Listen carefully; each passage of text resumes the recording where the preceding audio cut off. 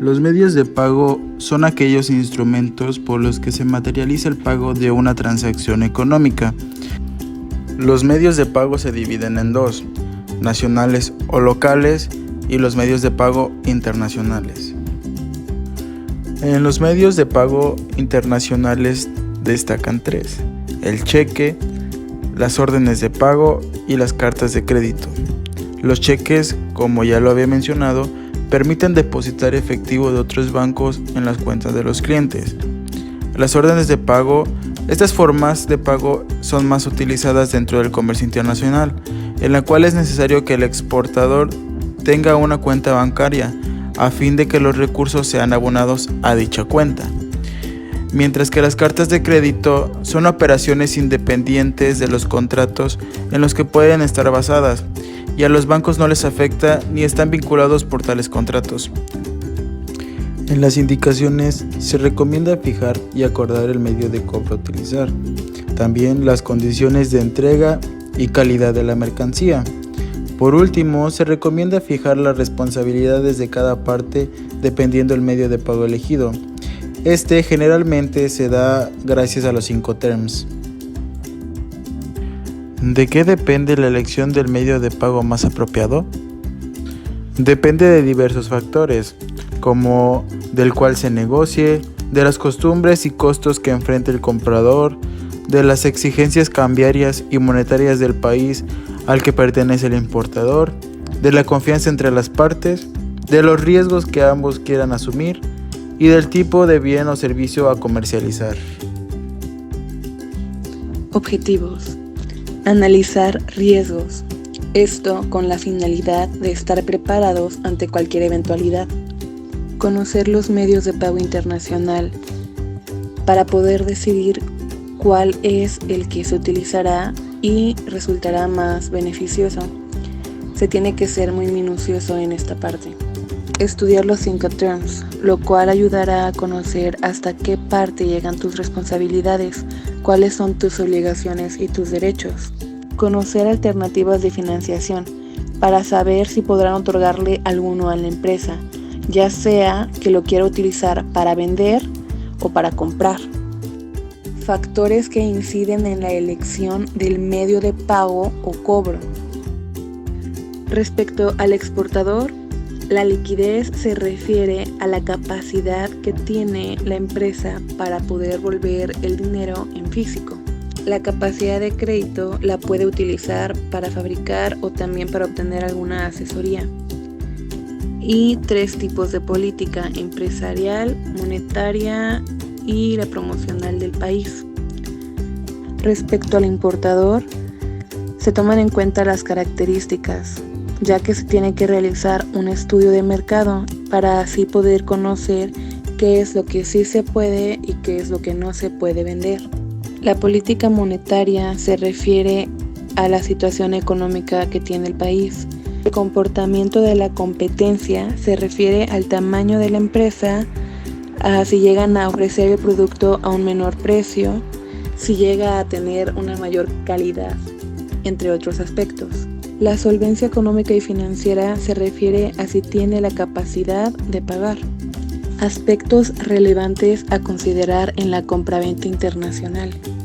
Usos y costumbres. Se tiene que haber realizado con anterioridad un estudio de mercado para así poder conocer las características de dicho mercado.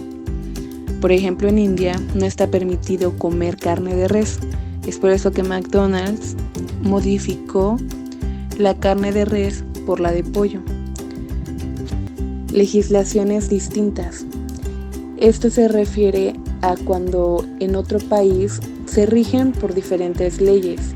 Por ejemplo, que ya no acepten ningún material que no sea biodegradable.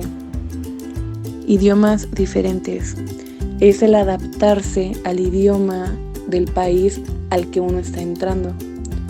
Por ejemplo, la nieve, que aquí en México se conoce como Holanda, tiene diferentes nombres en otros países. Las monedas diferentes se refieren al tipo de cambio.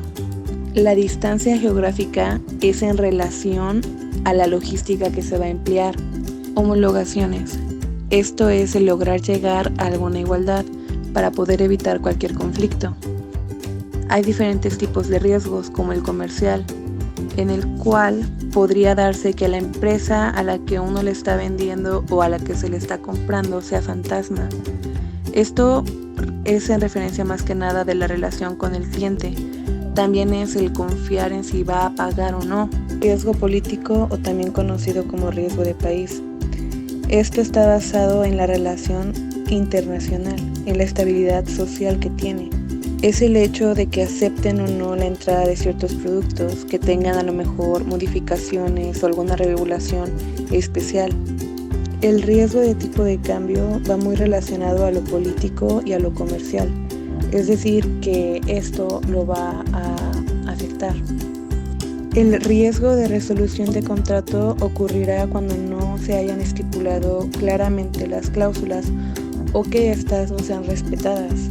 Riesgo de no aceptación de la mercancía. Esto va a depender del tipo de legislación que se maneje en el país. Es, por ejemplo, que tengan alguna forma de etiquetado en especial o de embalaje, de tal manera que no acepten el material en el que se está enviando. Entonces tiene que haber ahí una modificación. Y por último, el riesgo de intereses. Aquí es donde entra el dumping, que es una actividad comercial que consiste en manejar precios más baratos a comparación de los que maneja el país. Para entender mejor este tema, yo les voy a explicar un modelo de contrato de compraventa internacional de mercancía y su instructivo. Iniciamos. Contrato de compraventa que celebran por parte de la empresa. Nombre de la empresa mexicana que va a exportar, por ejemplo, el aguacate SADCB. Representada en este acto por quien representa la empresa, es decir, puede ser el dueño, gerente o abogado de la misma. Y por la otra empresa, aquí sería ruso si es en caso de que sea el país Rusia, el nombre de la empresa. Si es una empresa francesa, pues el nombre de la empresa iría en francés, es decir, depende del país, lo más real posible que se pueda. Representada por nombre completo de la persona al que suscribe, es el que lo firma, es decir, el representante legal, dueños, socios, etc. A quienes en lo sucesivo se les denominará como la vendedora y la compradora respectivamente, de acuerdo con las siguientes declaraciones y cláusulas. Entramos ahora en lo que son las declaraciones. Iniciamos con declara la vendedora, que es una sociedad anónima legalmente constituida de conformidad con las leyes de la República Mexicana. Aquí se anota la fecha en la que se constituyó legalmente la empresa vendedora. Según consta en la escritura pública número, mencionar el número correspondiente del acta constitutiva. Pasada ante la fe del notario público número, citar el número de la notaría en la cual se llevó a cabo el trámite de constitución de la empresa. Licenciado, indicar el nombre completo del titular de la notaría antes mencionada, de la ciudad de, incluir la ciudad en la que está establecida la notaría, que dentro de su objeto social se encuentran, entre otras actividades, las de fabricación, comercialización, importación y exportación de, mencionar un extracto del objeto social de la empresa, que cuenta con la capacidad, conocimientos, experiencia y el personal adecuado para realizar las actividades a que se refiere la declaración que antecede, que anotar el puesto o cargo que tiene dentro de la empresa la persona que firme el contrato, por ejemplo, un gerente, administrador, etc. Este es su legítimo representante y en consecuencia se encuentra debidamente facultado para suscribir el presente instrumento y obligar a su representada en los términos del mismo. Que tiene su domicilio en, aquí se debe señalar el domicilio completo de la empresa, mismo que señala para todos los efectos legales a que haya lugar. Continuamos con declara la compradora, que es una empresa constituida de acuerdo con las leyes en indicar el país en el cual se constituyó la empresa compradora, y que se dedica, entre otras actividades, a la comercialización e importación de los productos a que se refiere la declaración 2 de la vendedora, que conoce las características y especificaciones de los productos objeto del presente contrato, que el señor mencionar el nombre completo de la persona que firmará el documento por parte de la empresa compradora, es su legítimo representante y está facultado para suscribir este contrato, que tiene su domicilio en señalar el domicilio completo de la empresa compradora, mismo que señala para todos los efectos legales a que haya lugar. Ambas partes declaran que tienen interés en realizar las operaciones comerciales a que se refiere el representante contrato, de conformidad con las anteriores declaraciones y al tenor de las siguientes. Ahora continuaremos con las cláusulas. Primera, objeto del contrato. Por medio de este instrumento, la vendedora se obliga a vender y la compradora a adquirir. Aquí debes precisar la mercancía objeto del contrato, detallado la cantidad, característica y condiciones en que se encuentra o bien los criterios para su determinación. Segunda, precio. El precio de los productos objeto de este contrato que la compradora se compromete a pagar será la cantidad de señalar la cantidad de dinero en dólares de los Estados Unidos de América que se pagará por la compra de los productos. También se podrá establecer el procedimiento para fijar el precio de las mercancías con el Incoterm, y aquí se señala el Incoterm que tú vas a utilizar, obviamente de acuerdo al transporte que necesites para enviar tu mercancía de tu país de origen a tu país de destino. Puerto de anotar el puerto de embarque solo en caso de que se utilice el transporte marítimo. Incoterms 2010. Ambas partes se comprometen a negociar el precio antes pactado, cuando éste sea afectado por variaciones en el mercado internacional o por condiciones económicas, políticas o sociales extremas en el país de origen o en el país de destino, sin perjuicio de cualquiera de las partes. Este párrafo es opcional y solo se deberá utilizar en casos especiales, por ejemplo, en productos perecederos. Cláusula tercera. Forma de pago. La compradora se obliga a pagar a la vendedora el precio pactado en la cláusula anterior mediante carta de crédito documentaria, confirmada e irrevocable, y pagadera a la vista contra entrega de los documentos siguientes, que es la carta aporte, la factura comercial y la factura de transporte en caso de ser un transporte terrestre, como ejemplo. De conformidad con lo pactado en el párrafo anterior, la compradora se compromete a realizar las gestiones correspondientes a fin de que se establezca la carta de crédito en las condiciones antes señaladas en el banco, señalar el nombre del banco y sucursal en el cual el vendedor requiere sea establecida la carta de crédito cuando ello sea posible. De la ciudad de indicar el nombre de la ciudad en donde está establecida la oficina bancaria antes citada. Con una vigencia de señalar la vigencia de la carta de crédito. Los gastos que se originen por la apertura y manejo de la carta de crédito serán pagados por la compradora. Cláusula cuarta. Envase y embalaje de las mercancías. La vendedora se obliga a entregar las mercancías objeto de este contrato en el lugar señalado en la cláusula segunda anterior, cumpliendo con las especificaciones siguientes. Aquí deberás especificar de qué modo las mercancías deben estar envasadas y embaladas, sobre todo cuando los productos vayan a estar expuestos a los riesgos de una manipulación poco cuidadosa o de climas extremosos. Quinta. Fecha de entrega. La vendedora se obliga a entregar las mercancías a que se refiere este contrato dentro de los. Aquí deberás indicar el periodo de tiempo con el que cuenta el vendedor para embarcar las mercancías. Días posteriores a la fecha en que se reciba la confirmación de la carta de crédito que se menciona en la cláusula tercera del presente contrato. ¿De qué depende el medio de pago idóneo? Se divide en 4 rubros fundamentales. Confianza.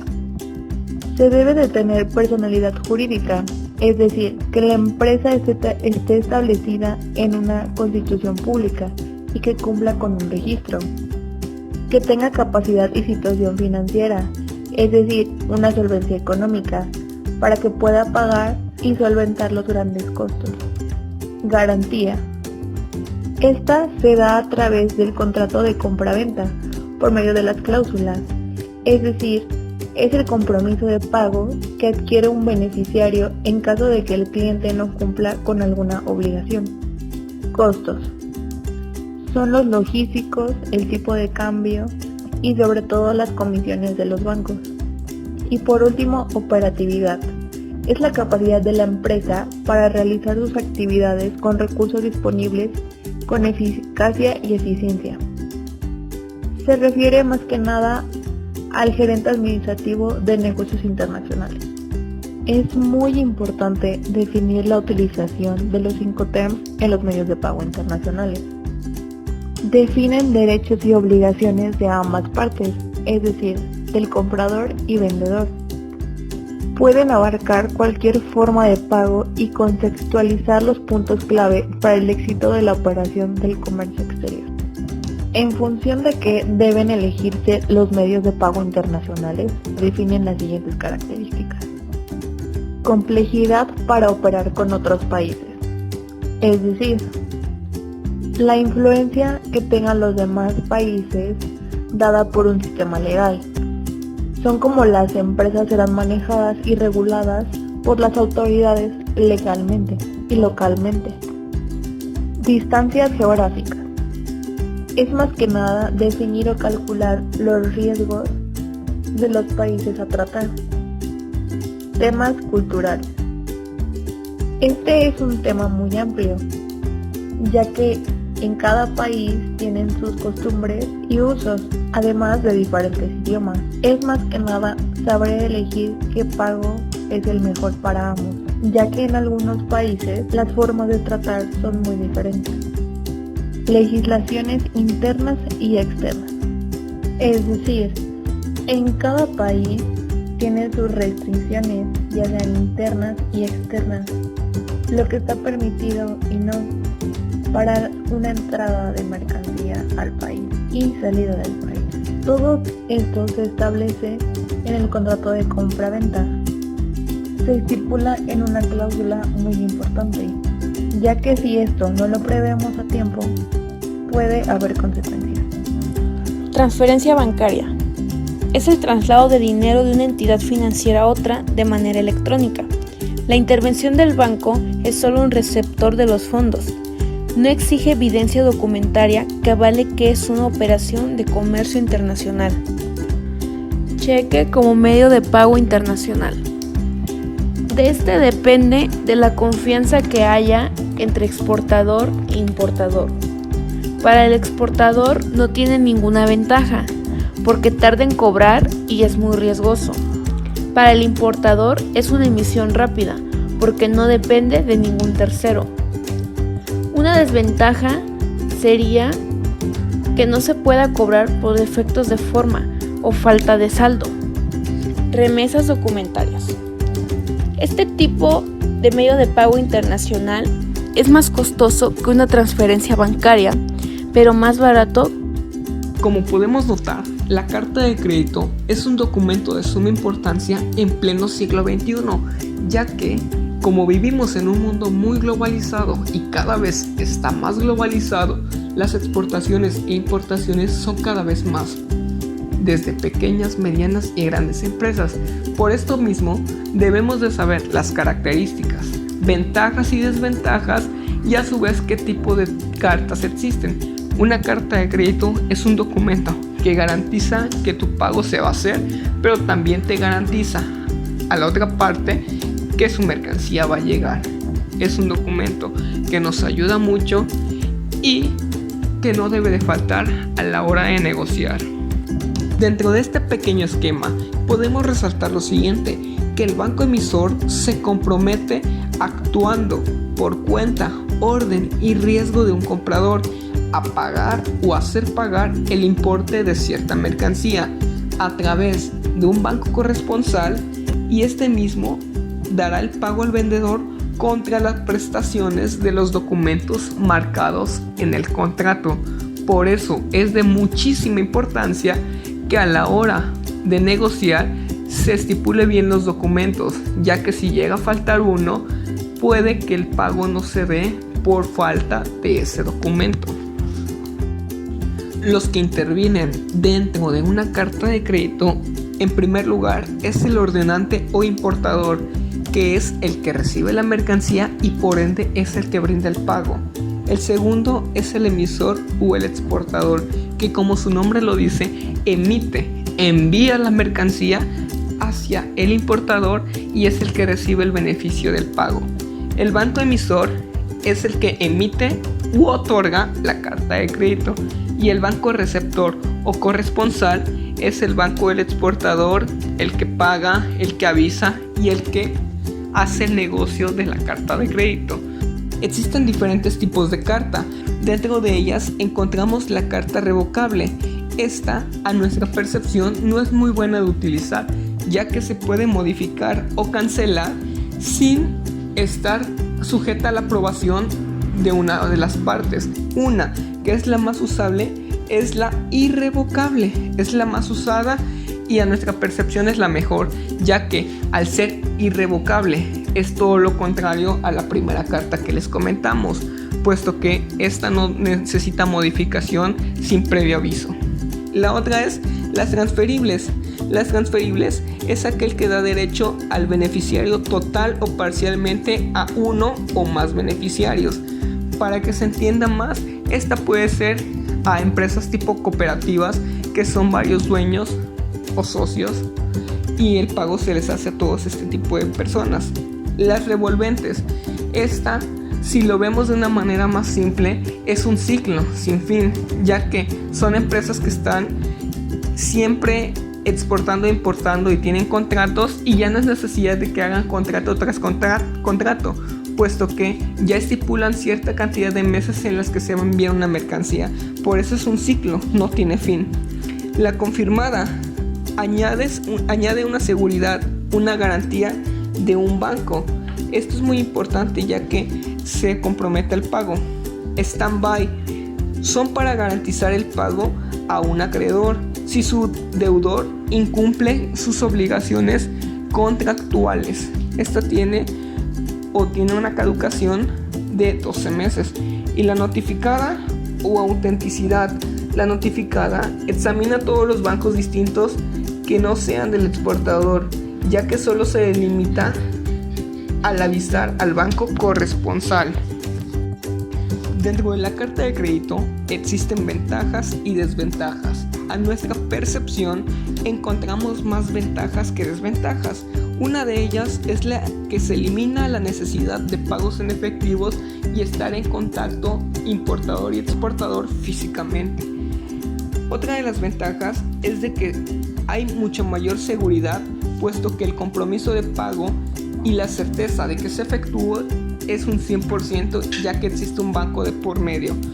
Y el compromiso, tanto que va a llegar la mercancía porque el exportador se compromete, y para el exportador que se le va a pagar su mercancía, ya que el importador se compromete a pagar cierta cantidad de dinero gracias a la firma. Por eso es muy importante estipular bien en el contrato las fechas de pago y fechas de entrega de mercancías, para que así no exista un problema a la hora de realizar la importación y exportación.